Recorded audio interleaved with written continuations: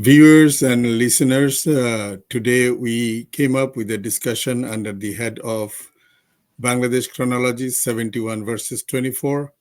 As you all know, that the Bangladesh is going through a very political crisis, of overthrowing the regular government by the anti-71 forces in Bangladesh, which prominently uh, by saying democracy, but applying towards the radicalism.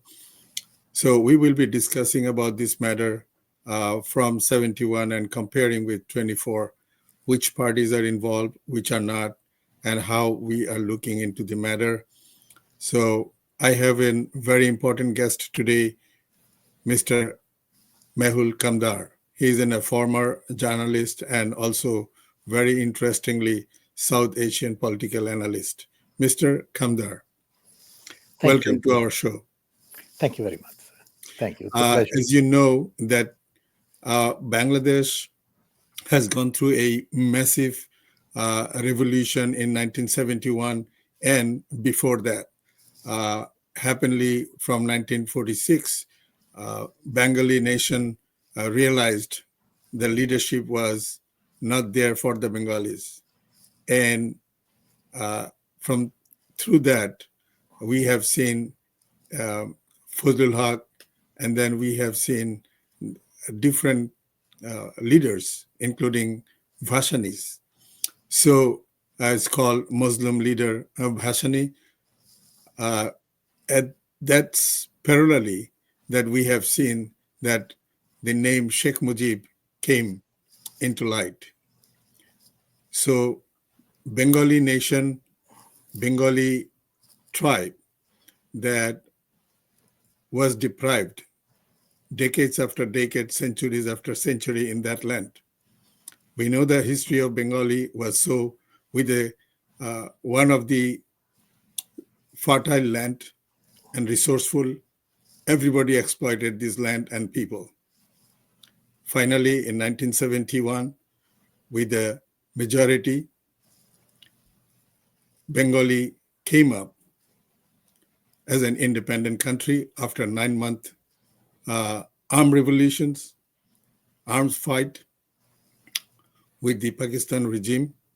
The East and West, they separated, they got the secede, and Bengali got independent country in 1971, 16th of December, as an independent country. After that, we have seen a lot of turmoils also. On 1975, 15th August, the father of the nation, Sheikh Mujib, along with 16 to 17 kings of family members were killed. After that, the anti-liberation force came into power in different name under disguise. So today, we are going to discuss about Bangladesh's situation in 1971 and pre-71. Also, we will be comparing with 2024, how it happened, why it happened, and all these tits and bits we will be bringing up together today. Mr. Kamdar, how you know Bangladesh? Let's start from there. Yes. Actually, I was only a boy, when the war in 1971 took place. But I have a few memories still of Indian fighter jets, flying at night, of the blackouts that we used to have at night. And also after Bangladesh became independent, of people going around distributing sweets in India. So these are among my earliest memories as a boy. I was a boy. My sister was a toddler at that time, and my younger brother had not even been born. But my family had many friends in Bangladesh in fairly powerful positions. I hope you will allow me to keep their names confidential, because some of them are still in Bangladesh, and I don't want them to Sure. be any difficulty. But we had friends who would visit India at least once a year to come and spend time with my parents. They were very, very close to us, and several of them were in key positions in government as well as in industry in Bangladesh, particularly in the oil and gas industry as well as in the government. And I come from a political family. My paternal grandmother, my father's mother, was a freedom fighter who was jailed twice by the British, both in India as well as in Kenya, where I have considerable family in East Africa. And we always had a foot in government in India in some form or the other.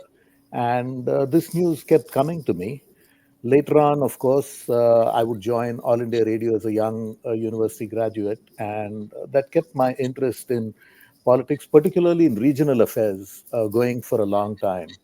And Bangladesh was particularly interesting to me because one of my first cousins, Dr. Vandana Roy, is married to a Bengali. Her husband, Dr. Debashish Roy, is a prominent physician, surgeon, and Vandana is an anesthetist. Vandana's father-in-law was the chairman and managing director of one of India's largest shipping companies, SR Shipping, until his death. So, we had a lot of a connection with Bengal in that respect. I have other cousins who were born and grew up there. As a boy, we would travel to Kolkata, or Calcutta as it was called back then. I have memories of that as well. So that's how my connection came to Bengali culture in particular. But later on, when I moved to the United States, I was invited out of the blue. I don't even know how they got my contact information by Avijit Roy and his wife. She later became his wife. At that time, they were not married. Rafida Ahmed. She's known as Bona popularly. So they invited me to help moderate their online forum, Muktomona. I think Alan Levin, who was one of the financial sponsors, uh, suggested my name because Alan knew me from other interaction, previous interaction. So And I wanted to ask you, like, which countries you visited and stayed, and knowing the history, and you are so keen about South Asia. I have visited 43 countries so far, sir. So Good I to have know. not. I happened to work in Russia for a while and also in Singapore. And then for a long time, I was first an associate and then a partner at a technology licensing practice in Germany. I've visited a number of countries on work. How do you Unfortunately, feel about, so in this context, like, how do you feel about the political situations in South Asia and Europe and other continent of the world? right now, as I see things, so there is a kind of upheaval which, in my opinion, is extremely dangerous because is probably going to affect more people than what happened back when the former Iron Curtain countries collapsed. I was in Russia at that time. I saw the Iron Curtain crash, and even before that, I had traveled, to East Germany, to West Germany. I'd also been to the Czechoslovakia, as it was, to Yugoslavia before the fighting started, and I saw it both before and after. Very close friend of mine disappeared in Yugoslavia.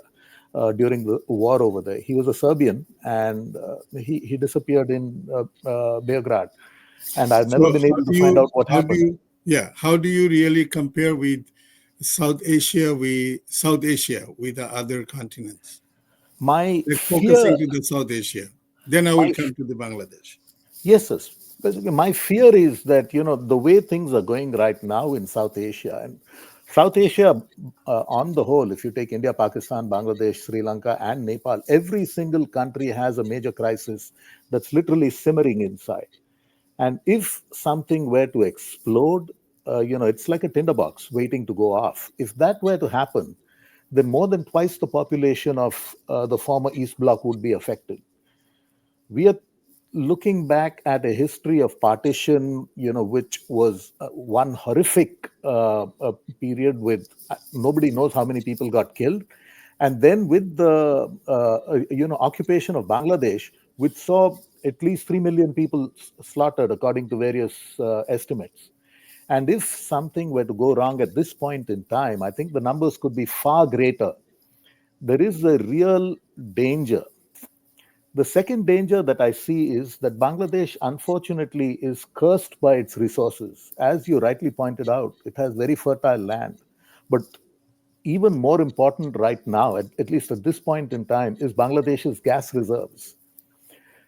They have been a target for people for a long, long time. A number of countries have had their eye on them, and now what has happened is that you have an open a kind of conflict to try and get at them because nobody has done anything about them. Bangladesh's oil and gas industry itself has been weak. There is only one refinery at Chittagong. About 25, 26 years ago, there was a plan to set up a second refinery at Chalna, and that was to be done with American investment. And the engineering was part of it was supposed to be done by an Indian company, part of it by, I think, Bechtel from the United States. But at that time, the chief secretary over there, S.A. Hanan, I remember the name, he decided to convince the government of Bangladesh that there was no need to go with America. He went to Saudi Arabia to try and get Saudi investment. The Saudi monarch at that time refused to see him. He was sent back even without an audience. And in response, the Saudis sent a container load of Qurans for distribution in Bangladesh. So that was all they managed to get out of it. And this internal politics combined with, a very rich resource that is available to Bangladesh and which could easily catapult the country to a very, very high wealthy degree of country. wealth, was completely being ignored. There were And other I see one thing that like everyone wants to exploit Bangladesh and Bengali people absolutely, uh, absolutely, through Bengalis, and there are some Bengalis that work against the country itself. absolutely, So absolutely. that we Also, saw during 1971 war also. So absolutely. if you have any narratives on it, I will welcome to that. Of course, as I mean, I'm hearing now about this new Operation Shaitan Shikar, which is taking place, and Devil Hunt.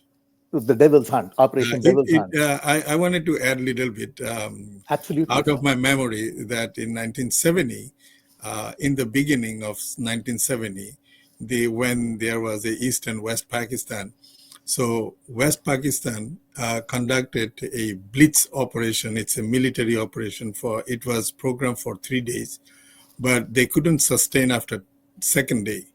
They had to stop it and it was unsuccessful. But in the meantime, they were able to kill notedly around 100,000 secretively, aiming towards the Awami League activists at that time, those who were against West Pakistan. So after that, it extended to uh, Operation Searchlight on 25th of March 1971, um, after a year. So if you can detail up those things.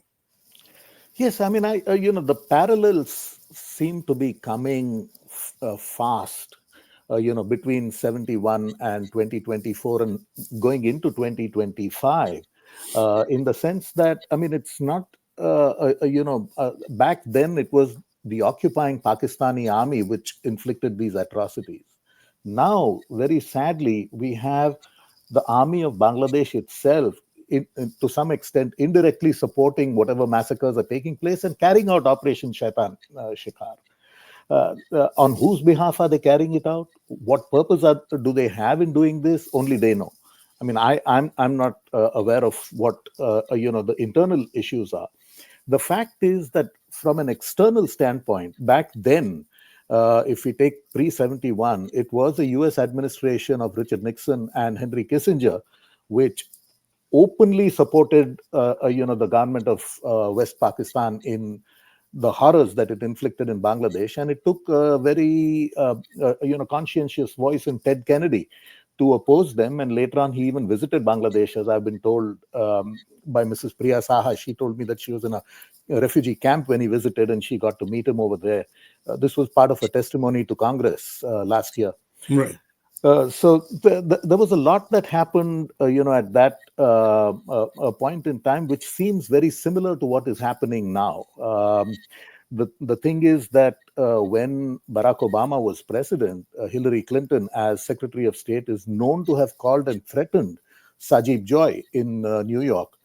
This was reported in the Wall Street Journal. It was reported on Fox News and several channels. The New York Times also very reluctantly mentioned that this had happened, and he was called and threatened by her. Of course, as we know, Joe Biden was vice president at that time. Later on, he became president, and it was under his administration that Victoria Nuland, who was also the architect of the war in Ukraine, visited Bangladesh. She was there for a week, and nobody knows what happened, of course, behind closed doors. But then, all of a sudden, after she left, we had this entire collapse of government over there. And what has happened? And actually, right before that, I think Donald Lu visited.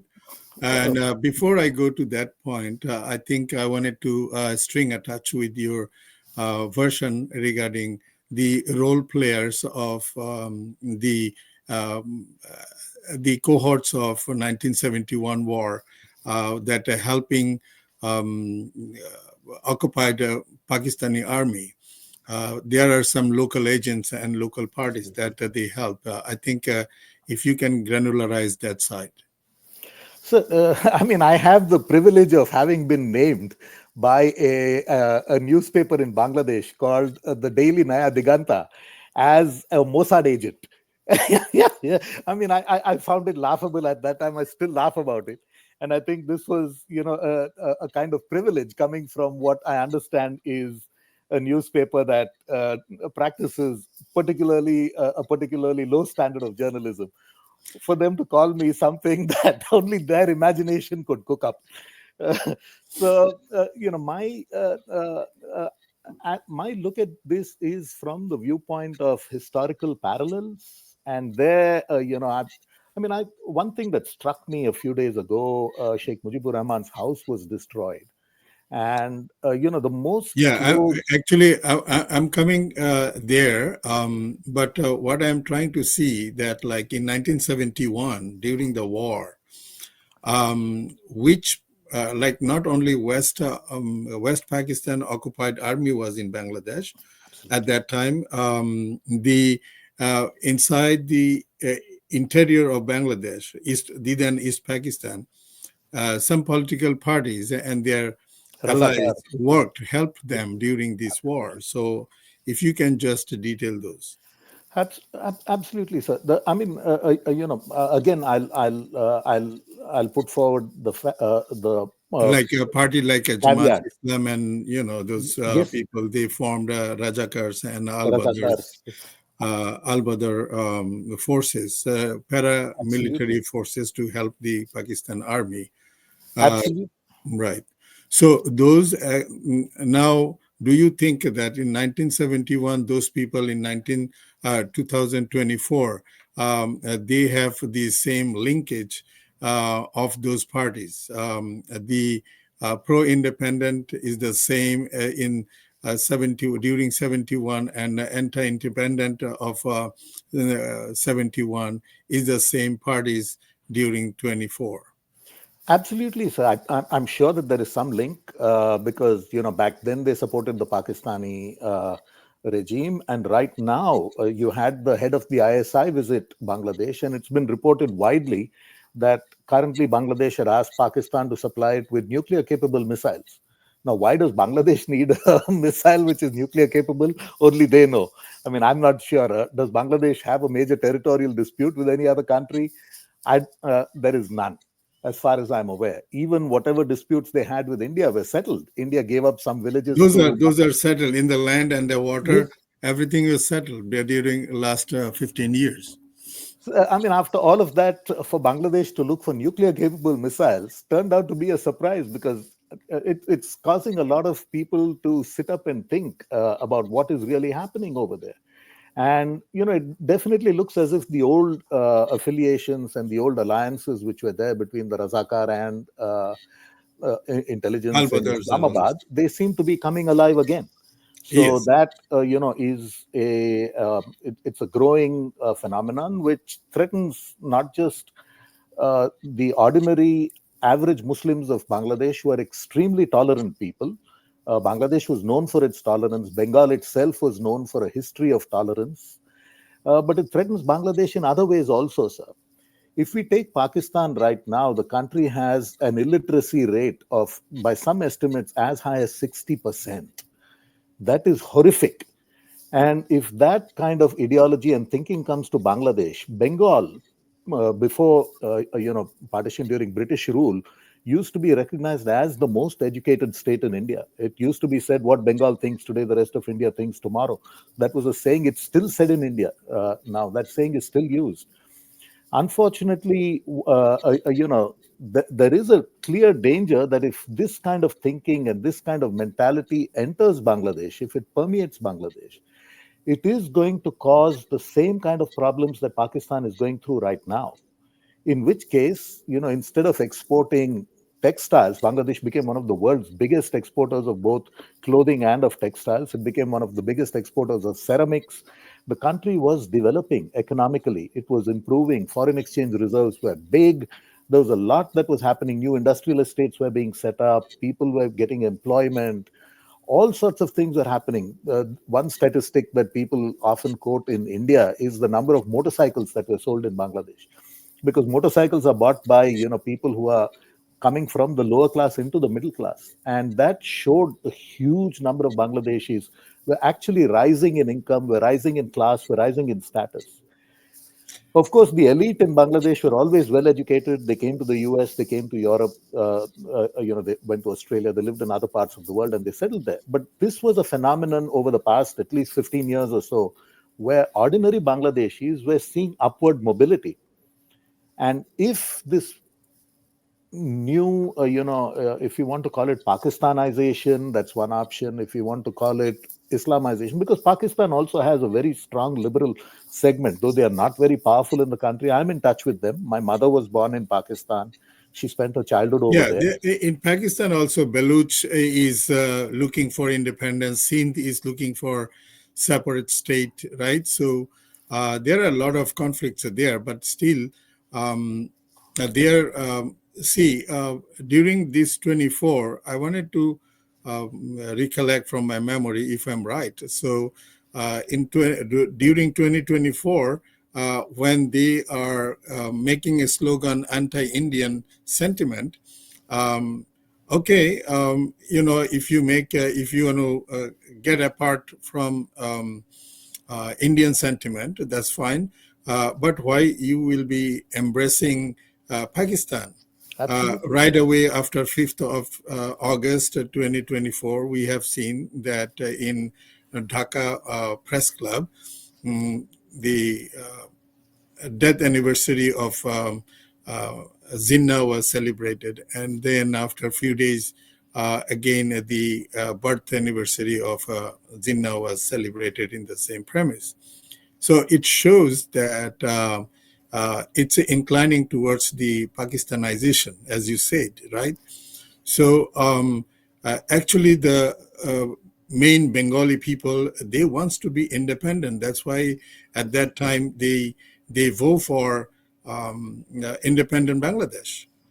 They don't want to incline Absolutely. towards anybody, but keeping a good friendship is no sin, right? So Absolutely, sir. where Absolutely. Bangladesh is sharing three sides of borders with India, having a very harmonical border relationships is good for both the countries, and definitely, uh, this type of good relations will be a hate mongering for somebody else, right? So that is the thing that someone maybe wants to put their big foot in Bangladesh or in South Asia. So they found Bangladeshis. Some people are very weak to infiltrate inside Bangladesh government and overthrow the regular democratic government. No, at as the very least, led by Sheikh Hasina, right? So I think on your perspective, what do you see, since you have a very wide experience roaming around, or going, staying, and working, and also you have a very good political acumen and industrial. So I wanted to know from you some very exceptional relationships between 71 and 24, and also the present context of world politics. And another thing is, like, very recently, the U.S. government, head of the government, uh, um, uh, Mr. President Donald Trump. So after his uh, oath, and after his assuming the office, global office, uh, it shows the worldwide some changes, right? So what is your saying? So on your perspective, how do you see that? sir, at the very least, I mean, I'll start with the local issue. Sure. Uh, I mean, we find that in Bangladesh, there are people whose ancestors were slaughtered by the Pakistani military. 3 million Bangladeshis were killed, according to various statistics, that are available to us. And their descendants are still alive in Bangladesh. And today we have a regime that supports the killers, not the victims. I mean, what sense does it make? It appears as if the descendants of those who were slaughtered by the Nazis were suddenly to become Nazis themselves in Europe. It's completely incredible the extent of brainwashing that has taken place to get younger people into this, because I understand that a lot of students now support this movement. So somewhere somebody has been successful in promoting a false narrative, to help collapse Bangladeshi democracy and to bring it about what has happened now. Together with that, there is a systematic, attempt at destroying Bangladeshi industry. Industrial estates have been burned down, sir. I'm aware of the fact that several Bangladeshi clothing exporters have approached the government of Uttar Pradesh in India, and they've asked the government of Uttar Pradesh to help them set up clothing units over there, as long as they can bring their workers from Bangladesh into India and have them live and work inside these townships to export from there. So obviously, it's not evil capitalism which was destroying people. These are capitalists who are humane, who want to bring their people over and who want to do. Whether India will do that or not is something I don't know. They may not do it. They have their own internal compulsions in India, which will cause, which would have their own issues. So far, at least, India has been very clear, does not want to involve itself in what is happening in Bangladesh, but it is going to provide asylum to Sheikh Hasina and keep her safe as long as is required. But the whole building of a fake narrative, I mean, somewhere somebody with exceptional planning, call it devious planning, call it evil planning, and yes, that would be correct, but it was still exceptional in its deviousness and in how evil it was. I Somebody wanted did to it. add a point and add a word that during the UN visit of the chief advisor Muhammad Yunus, in a UN meeting conference, in a side meeting, he introduced some of those young folks as a part of the mastermind and a meticulous plan. So he through his uh, expression, he already did that meticulous plan. And then when he visited the other conference after that, he just denied with this, not denied, but he um, subrailed his speech, avoiding or bypassing the main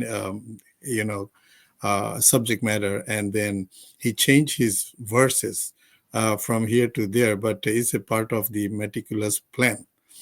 So can you tell us that what type of meticulous planning? Is it definitely it's a now for after 5th of August, it is 6 month, over 6 month. So in this during this time, we already know that say Soros Fund and then Clinton Foundations and other U.S. diplomats, but taking their position into account, and they misused their power in destabilizing Bangladesh because they don't like the head of state or the head of the government. Um, uh, how you see this thing? So the Clinton Foundation, and the George Soros Foundation, and their links to USAID, and the amount of money that was being funneled through USAID to destabilize governments in certain parts of the world, to prop up certain regimes in other parts of the world, to provide propaganda. I mean, the USAID gave money to the BBC. What was the need for the United States, International Agency for Aid, to give money to the British Broadcasting Corporation, which is a government of Britain organization? We are hearing of more than $6.5 billion having been sent to India over the past 10 years to various news outlets, including News Laundry, which is known to be a propaganda outfit. They are dirty. I mean, even my journalist friends on the left, I consider myself a centrist. I'm neither to the right nor to the left, but the right hates them. But even my friends on the left, they murmur about the kind of propaganda that some of these outfits have been fueling in the name of quote unquote news in India. So obviously, they were doing this throughout. And the Clinton Foundation definitely had an interest in doing something because they've been close friends of Dr. Yunus. They've been supporters of his. We all know from media reports which took place and which were never denied by them that she herself called and threatened Sajid in New York. Told him, tell your mother to withdraw some, whatever cases she had Yeah, filed against restrictions and all this stuff. Dr. Yunus, or Yeah, else under you'll be dealing Dr. with us. Yunus. Yeah, Dr. Yunus himself evaded tax. It's a very big amount of tax. After 5th of August, he just withdraw those because he implanted his cohorts implanted the judges, implanted the other officers in the government, and then they just like discharge those cases, and he was able to evade a big amount, 6 point some million, takas. And if he is the evader of tax, then how he can embrace people or invite people to pay taxes? Absolutely. That's another thing. There are a lot of self-conflicting natures we see in them. I'll give Um, you a small aside, sir. very recently, I saw in a troll that the mobbers are requesting the army that, okay, let's go. Then we don't ignite the fire over there, but we will break the things. See, they are taking the permission to do the illegal stuff. What type of mentality is that? It's a sorry. I just interrupt you. No, Uh, no, no. Continue with your thing. Yeah. And I'll just, very briefly tell you that I had a very brief interaction with Dr. Yunus when he won the Nobel for Peace on Muktamona, because I was a moderator at that time, and Professor Ajoy Roy was, highly delighted that uh, uh, uh, Dr. Yunus had won the Nobel Prize. We carried out a special issue on him, on our page, because Muktamona was both an online forum as well as an online magazine. So there were a series of articles in English and Bangla about him. And at that time, I remember one prominent economist from Canada, from a Canadian university. He wrote a piece which I published at that time, but Avijit and Professor Ajoy were not happy about it, where he said that the issue with the Grameen Bank was not that it was helping people, but the issue was the rate of interest that it was charging. And he said that the rates of interest were as high as 48% in some cases. And he said, how do you, In a microcredit in program, right, microcredit from loans? Grameen Bank? Yes, that was a different issue, and people really suffered out of it. Anyway, And the response actually that we got was that, from Dr. Yunus was that, well, I have to pay salaries to my staff. And if I have to get small amounts of money, as interest. How will I pay those salaries? We have to pay rent, we have to pay salaries and things like that. So that was my interaction with him at that time. I published that also, in Muktamona back then. But there was something that was not that something that did not add up. I think the fact that he received the prize itself was based more on emotion than it was on his actual work. And later on, it's just his political affiliations which helped him. When Joe Biden was president, as we all know now, I mean, it's extremely obvious the man did not have any control of his mental faculties. In the end, his own party had to threaten him with, removing him because they said that if you don't step down as the presidential candidate, we'll, invoke the Constitution and remove you. So they knew what was happening, and there were people inside. Obviously, many of them were people who had worked with Hillary Clinton when she was Secretary of State, and they had their affections for him. They decided to pull this coup off, and they did it. The other thing, of course, was that the United States needed gas for Europe in order to get support for the war in Ukraine, because Russian gas was not available anymore. As a result, at the start of the war, they invested $8.6 billion in Guyana, a country of less than 1 million people. Almost $1 million per person in that country, so that they could get hold of natural gas over there, and they gave it to Shell. Now that it takes time to develop a gas field, right? At the fastest you can do it is 3 to 4 years. There's still no Guyanese gas that's coming out, but then they were preparing to win another election, and they needed additional sources of gas. And what was available to them? Bangladesh. Number one, there was a regime which they didn't like. Number two, there's abundant natural gas which has never been tapped. So there was a resource play, there was also a political play, and they decided to pull this coup off. Yeah, always the target is the resource and then using the politics. Absolutely. Absolutely. If the those who are loving to the country, they will not compromise on the interest of the Absolutely. nation. So the other powers will definitely will not like it. That's why they try to overthrow that loyal government of that country, and then they infiltrate with their own agents and puppets in the country. So that's the puppet of whose puppet is Muhammad Yunus. I don't know, but I think it's obvious where his puppet strings reach, sir. I know it is yeah, obvious who is holding them. somebody is pulling the strings. Ab- That's why his words are changing, and he since he's not a political person, and it was a misfit for him, and differently environment and political situations should be known and by practice to those people who wants to do politics. That's for sure. A non-political person, even if it is a good famous economist, but unfit for politics. There are a lot of strings attached inside the nerves of a country in the administration, where you need to consider each and every tits and bits to control the economy for the interest of the general public. The main thing to do politics is to take care of the interest of the general public, normal public. It's not that something that if somebody did some wrong, they should be punished, or they should be come into account. Um, uh, but uh, but general public or the general supporters should not be inflicted or should not be suffered for that, Absolutely. victimized.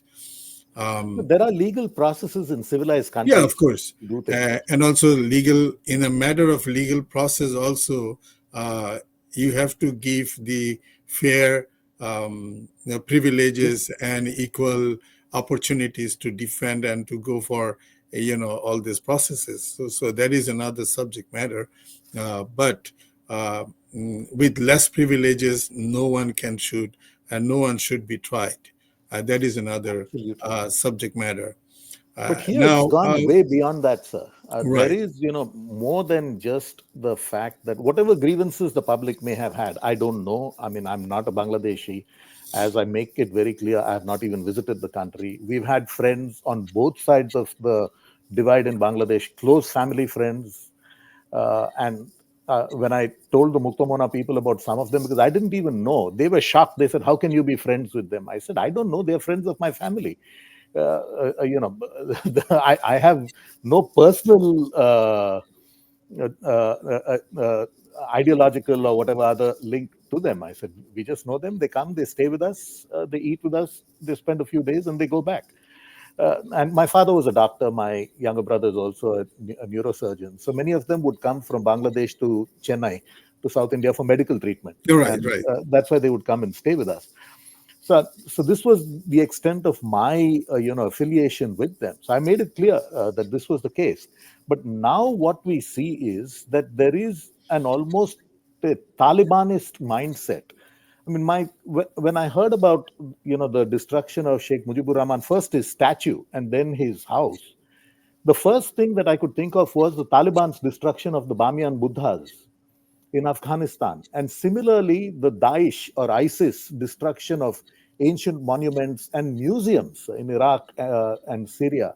They also destroyed churches, which is again a religious fact. It probably has not happened to the same extent in Bangladesh, which so far at least, which is a good thing. But even though minorities are threatened, and President Trump has spoken about it on more than one occasion, but the fact that they destroyed the relics of the man who made Bangladesh an independent country, first his statue, then his house, and in such a humiliating way. Even before that, the way they went into Sheikh Hasina's house and they walked out with her underclothing, before the public. It was I mean, it was utterly disgusting. I had friends from Pakistan who called me and they said, what is happening? And I said, "Why are you asking me?" I said, "I'm an Indian. I don't know, but I agree with you that what is happening is really horrible. It's not something that any civilized person or civilized organization would do. But they did that before the whole world." String attached to that, as you said, mentioned about the father of the nation's house, Bangabandhu's house in 32, road number 32. Do you think that this is not a simple regime change? Do you think that is an attempt to wipe out the 71 itself, the freedom fighters' culture and the freedom of Bangladesh and everything that should be wiped out and make level out? And there should not be. Is it? It doesn't seem that this type of attempt is there. Like in some dialects they talk about 47, they ignored totally regarding the contribution of 71 and independence of 71. So what do you think about it? I think that there is a lot of truth to that, sir. I'm told that Bangladesh had some really good universities, but I'm told that about 2 years before this entire coup took place, I was told that at Buet, which was a very very highly respected university, I was told that a lot of the syllabus was altered, that a lot of madrasa type courses were introduced over there. So there is an attempt at bringing in a kind of Talibanic, a kind of ISIS or Daeshi mindset into the country. It is definitely there. There is no question about that. And what has happened since subsequently seems to point to that anyway. I mean, the original Taliban, which was now, of course, they're at war with Pakistan, which is a different story. But when the Taliban were first set up, it was the ISI which helped set it up in Afghanistan. And now you have the ISI chief visiting Bangladesh. You have him talking to them. They've shipped arms to Bangladesh also. Obviously, there is a similar mentality in play over there. Do you think that we heard sometime the Hizbut Tahrirs and pro Hezbollahs and all this stuff, do you think that that effect is there and they are trying to create a ground for their exercise in Bangladesh? It definitely looks that way, sir. But more significantly, I think the danger is that they are trying to destroy Bengali civilization. They're trying to replace Bengali civilization with a kind of Pakhtunwali or Wahhabi type, theocracy, which is completely apart from the thinking that has been a part of Bangladesh, not just Bangladeshi, The, Bengali ethos and culture, yeah, going back Bengali and centuries. Bangladeshi thought, right? Yes, I mean, the Independent, 71. no, no, I'm Uh, going way back into the past. I'm going right. way back into the past. And Bangladesh, or Bengal, by and large, was a center of civilization. There was a reason why Kolkata was the capital of India under the British for a long time. It was not Delhi. Delhi was much later. For a very long time, they ruled out of Kolkata. And the reason for that was where they found educated people. That was where they found people who, had a thinking and who were able to talk to the Europeans at their own level. I mean, if we go back into the past, we have Michael Madhusudan, Raja Ram Mohan Roy. We have some of the most incredible thinkers. From even later on, the same thing happened. But Have you heard of Shujo Sen? no, During the British India conflict or revolution, there were actually British used to worry about Bengal. That's why in 1905 they divided Bengal, partition. and then they reunited in 1915. Then when they couldn't sustain with that. Knowing all these thing, Bengal was a target. Not only today, Bengal was target uh, 200 years ago. And even we can trace out in 1775, there was a American and a British person, those who went through the resourceful area, fertile area of Bengal, and made a map of where these spices can be grown and exploit Bengal more, the fertility of this land, right? So there were a lot of traders used to come from Ottoman Empire.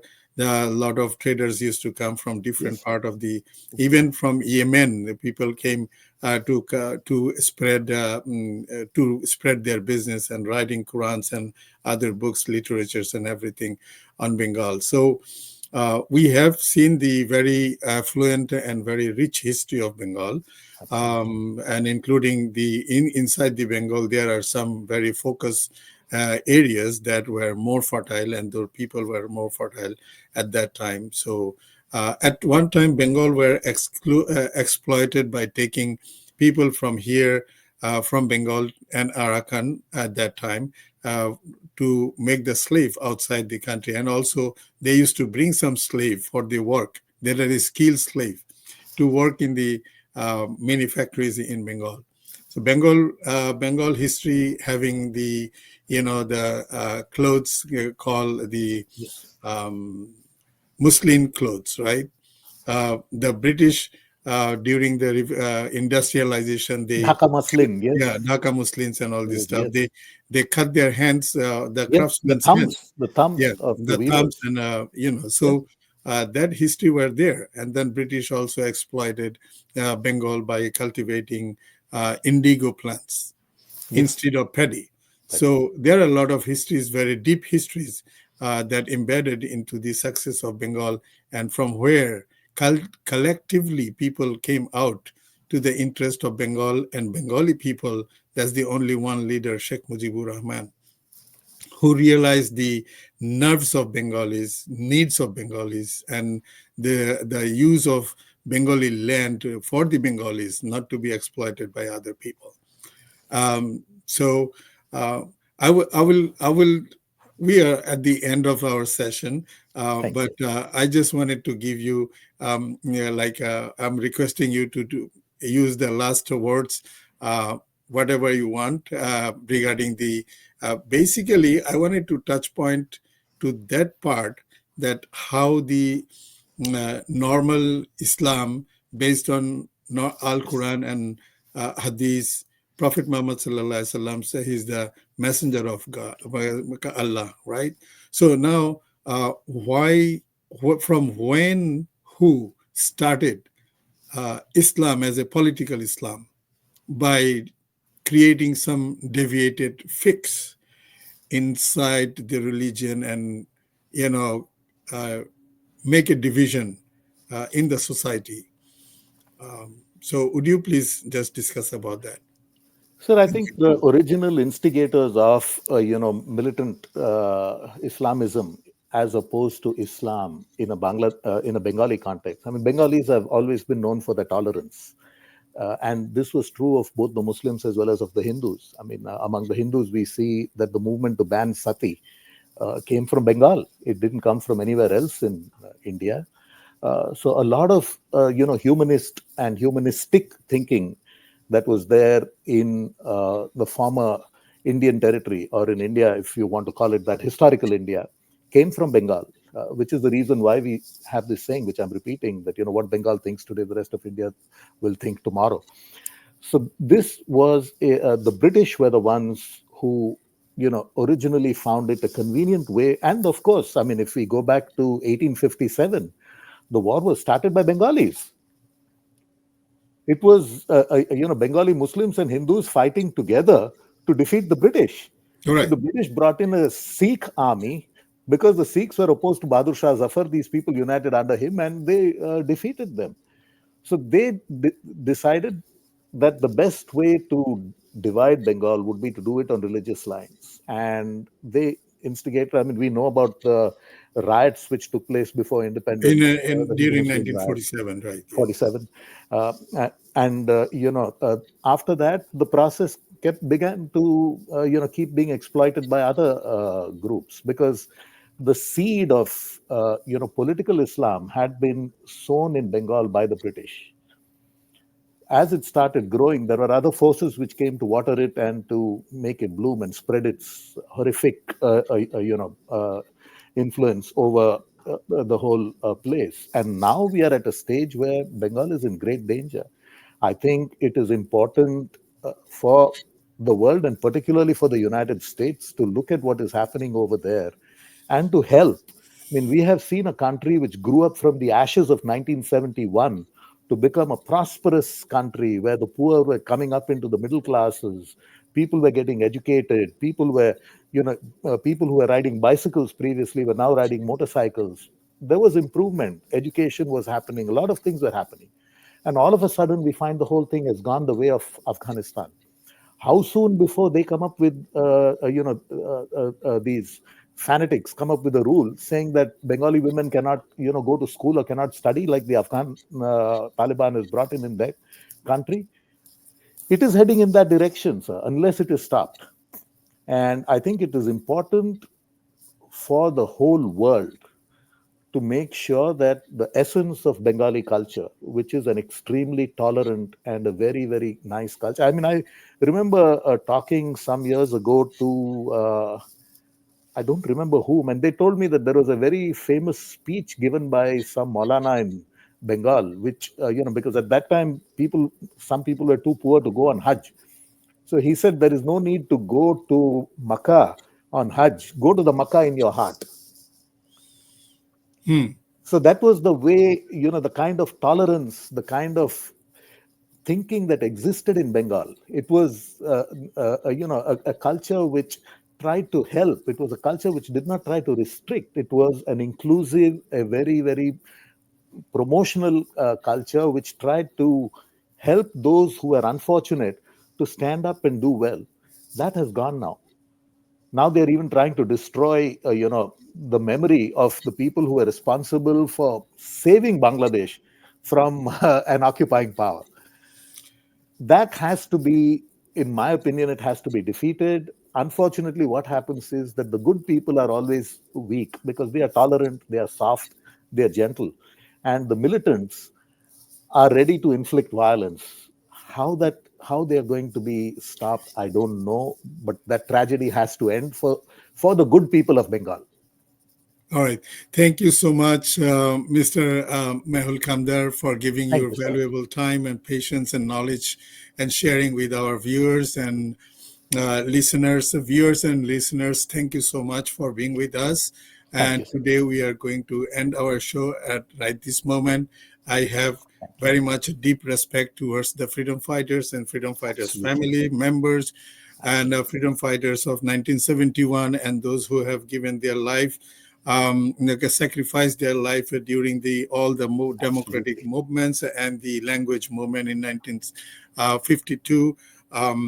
Saying that, like, I wanted to make a salam, adab, and namaskar to everybody. Thank you so much for Thank listening you, to sir. this show.